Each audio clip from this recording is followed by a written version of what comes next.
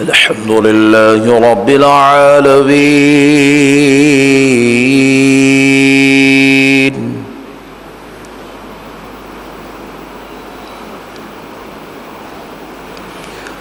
والصلاة والسلام على سيد الأنبياء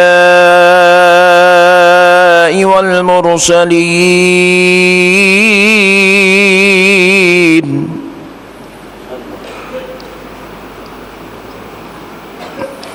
وعلى آله وصحبه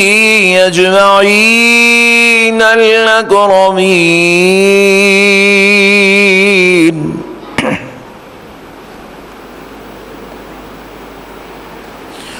أشهد أن لا إله إلا الله وحده لا شريك له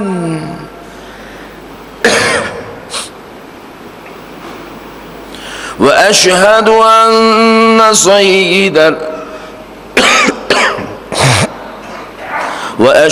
أن سيدنا ونبينا ومولانا محمدا عبده ورسوله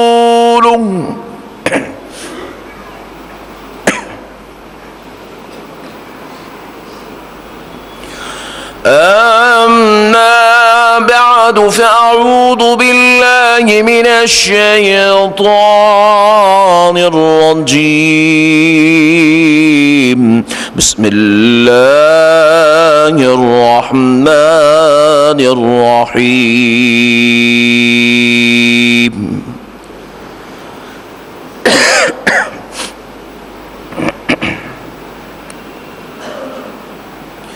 إن الله هو التواب الرحيم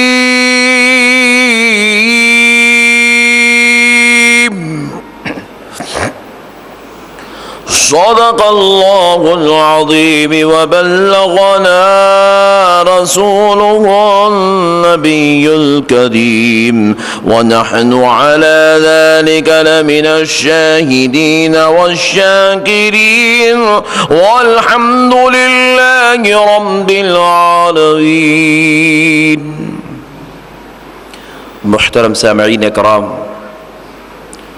معزز بزرگ حضرات اور نوجوان ساتھیوں، یہ اللہ تبارک و تعالیٰ کا نہایت ہی فضل اور کرم ہے اور اس کے پیارے حبیب رحمت للعالمین صلی اللہ علیہ وآلہ وسلم کی لطف عنایت ہے۔ ماہ رمضان المبارک شریف اور پھر اس میں یہ عظیم ترین جمعہ مبارکہ جو جمعۃ الوداع ہے، فرمایا گیا نبی پاک رحمت للعالمین صلی اللہ علیہ وآلہ وسلم ارشاد فرماتے ہیں، تمام دنوں میں جمعہ کے دن کو فضیلت ہے اور تمام راتوں میں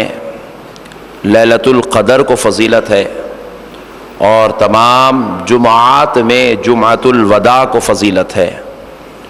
اور تمام مہینوں میں رمضان المبارک شریف کو فضیلت ہے۔ تو الحمدللہ یہ ساری فضیلتیں مجموعی طور پر آج اس ایک دن میں سما گئی ہے۔ یہ رمضان کا مہینہ بھی ہے، یہ جمعہ کا دن بھی ہے، جمعۃ الوداع بھی ہے اور لیلۃ القدر کی تلاش کے لیے دوسری رات ہم نے گزاری بھی ہے۔ معزز سامعین کرام، اللہ تعالیٰ کے اس انعام و احسان پر بندہ جتنا بھی شکر بجا لائے کم ہے کہ پروردگار نے اپنے پیارے حبیب رحمت للعالمین صلی اللہ تعالیٰ علیہ وسلم کی اس امت کو اتنے عظیم ترین انعام سے سرفراز فرمایا۔ مگر معزز سامعین کرام، فضیلت والا بندہ وہی ہوتا ہے جو اس فضیلت کو حاصل کرنے کی کوشش کرتا ہے۔ فضیلت تو عام ہوتی ہے، بارش تو عام ہوتی ہے، لیکن اسی کے گھر میں پانی جمع ہوتا ہے جو بارش کے پڑتے وقت بکیٹ، گھڑا وغیرہ صحن میں رکھ دیتا ہے۔ بارش تو سب کے گھر میں ہوتی ہے، لیکن پانی اسی کے پاس جمع ہوتا ہے جو جمع ہونے والے اسباب کو لے آ کر بارش کے نیچے رکھتا ہے۔ ہر کوئی بارش سے فائدہ حاصل نہیں کر سکتا، وہی حاصل کرتا ہے جو کوشش کرتا ہے۔ معزز سامعین اکرام، مگر قربان جائیں اللہ کی رحمت کے، اللہ تبارک و تعالی فرماتا ہے میرے بندے تو ایک مرتبہ سچے دل سے تائب ہو کر میرے دربار میں آ جا، مجھے میرے رب ہونے کی قسم میں تیری سوری زندگی کے گناہ معاف کرنے کو تیار ہوں۔ اللہ کی بہت بڑی رحمت ہے، اللہ کی رحمت اتنی بڑی ہے کہ پوری کائنات کے گناہ اللہ کی رحمت کے سامنے ایک خطرے کے مانند ہے، اور اللہ کی رحمت سمندر کے مانند ہے۔ مگر یہ جو نعمت ہے معافی کی اسی شخص کو ملتی ہے جو کوشش کرتا ہے۔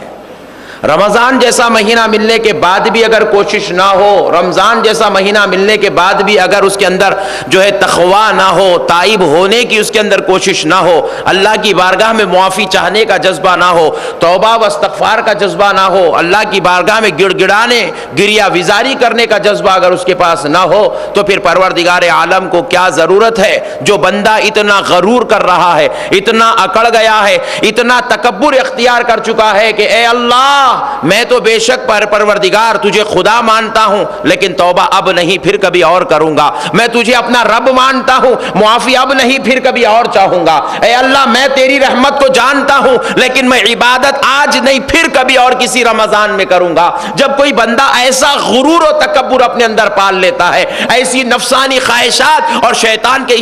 شر کا جب شکار ہو جاتا ہے، تو پھر آپ بتائیں جب بندہ خود اللہ کی بارگاہ میں توبہ کرنے تیار نہیں تو پھر وہ پروردگار اپنی سمندروں والی رحمت اس گناہگار پر کیوں نازل فرمائے گا، اس بدکار پر کیوں نازل فرمائے گا؟ جس نے شیطان کو اپنا آئیڈیل بنا لیا ہے، اس کو جب توبہ کی توفیق ہی نہیں ہو رہی ہے، توبہ کی کوشش ہی نہیں کر رہا ہے، تو پھر وہ شخص پر رحمت الہی کیوں نازل ہوگی؟ مگر خدا کی قسم آج اگر کوئی بندہ سچے دل سے توبہ کرتا ہے، مجھے کہنے دیجئے جمعہ کی مجلس ختم نہیں ہوگی، اللہ اس کے گناہوں کو معاف فرما دے گا، اللہ اس کی خطاؤں کو معاف فرما دے گا، اللہ اس کی لغزشوں کو معاف کر دے گا جو آج سچے دل سے توبہ کرے گا۔ اور جماعت الوداع صرف توبہ کے لیے ہی ہوتا ہے، استغفار کے لیے ہوتا ہے، کیونکہ یہ معافی دینے کا سب سے بہترین وقت ہے، توبہ کی قبولیت کا سب سے بہترین وقت ہے، انعام و فضل کے برسانے کا سب سے بہترین وقت ہے۔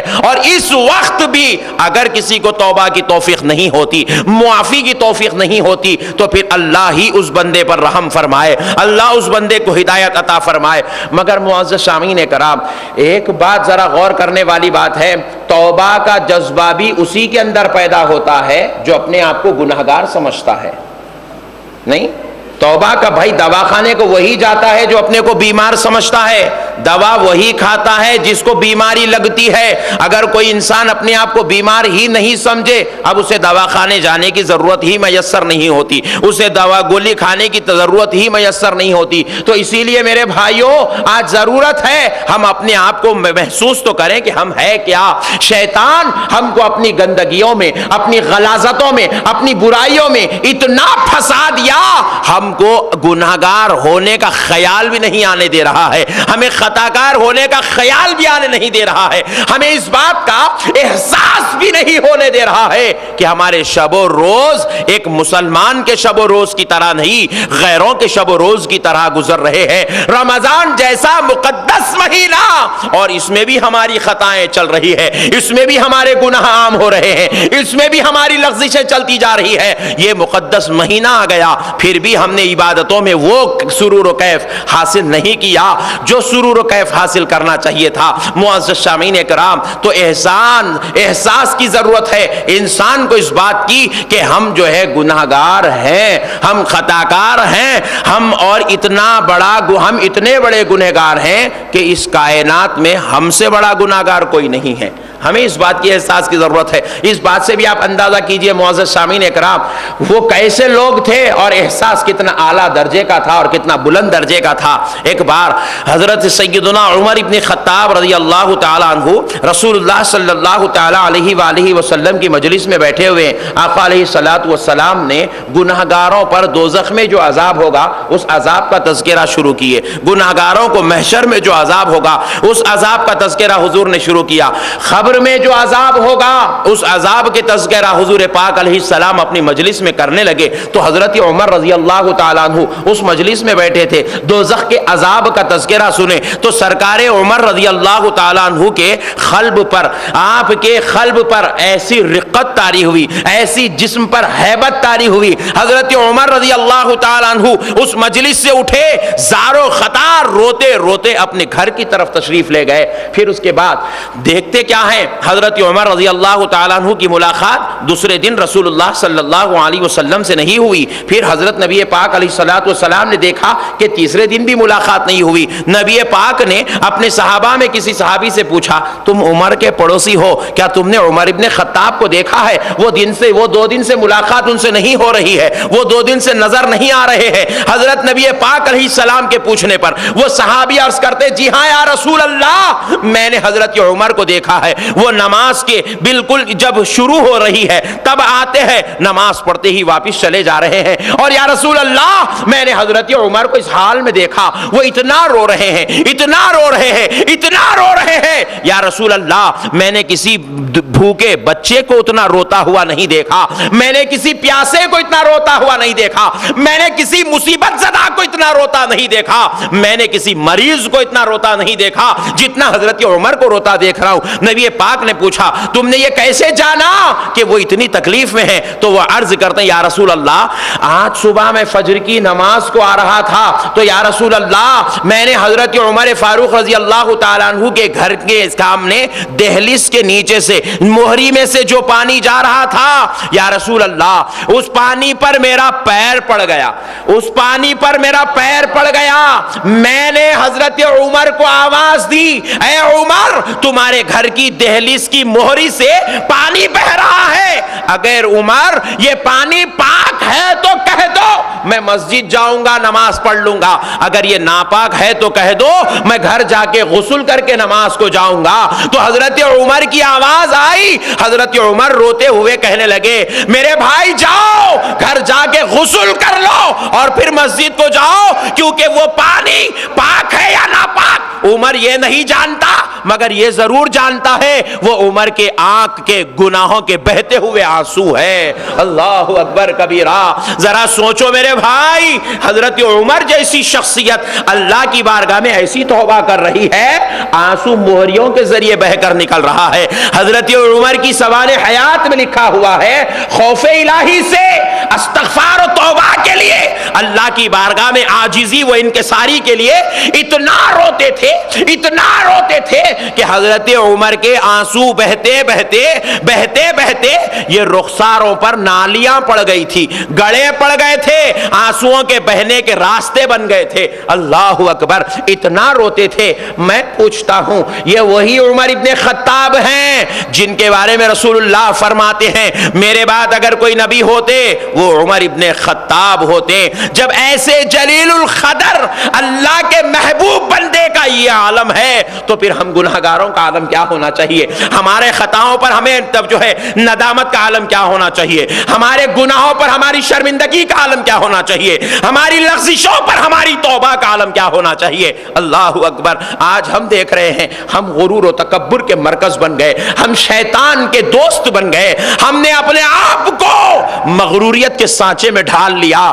دنیا کے بازاروں میں رونے میں شرم نہیں آتی, لوگوں کے سامنے بلبلانے میں شرم نہیں آتی, لوگوں کے سامنے عاجزی و انکساری کے پیکر بننے میں شرم نہیں آتی. ارے شرم آتی ہے تو اس رب کے سامنے رونے میں شرم آ رہی ہے جو 3 ٹائم بغیر مانگے ہم کو ہمارے خاندان کو کھلا رہا ہے, جو رات میں سوتے ہی بستر میں نیند دے رہا ہے, صبح اٹھتے ہی چین کی سانس نصیب کر رہا ہے, دواخانہ جاتے ہی شفا دے رہا ہے, بیماریاں آنے سے پہلے حفاظت کر رہا ہے, حادثات سے بچا رہا ہے, آسمان کے نیچے رکھا زمین کے اوپر پال رہا ہے ویسے رب کے سامنے عاجز ہونے سے، ویسے رب کے سامنے توبہ و استغفار کرنے سے مسلمان کو شرم آ رہی ہے۔ یہ بڑے تعجب کی بات ہے۔ معزز سامعین کرام، حضرت نبی پاک صلی اللہ علیہ وسلم نے فرمایا جاؤ جاؤ عمر کو بلا کر لے آؤ کہ اس کے حبیب نے، اس کے نبی نے اس کو بلایا ہے۔ حضرت عمر کے پاس صحابہ کرام تشریف لے جاتے ہیں،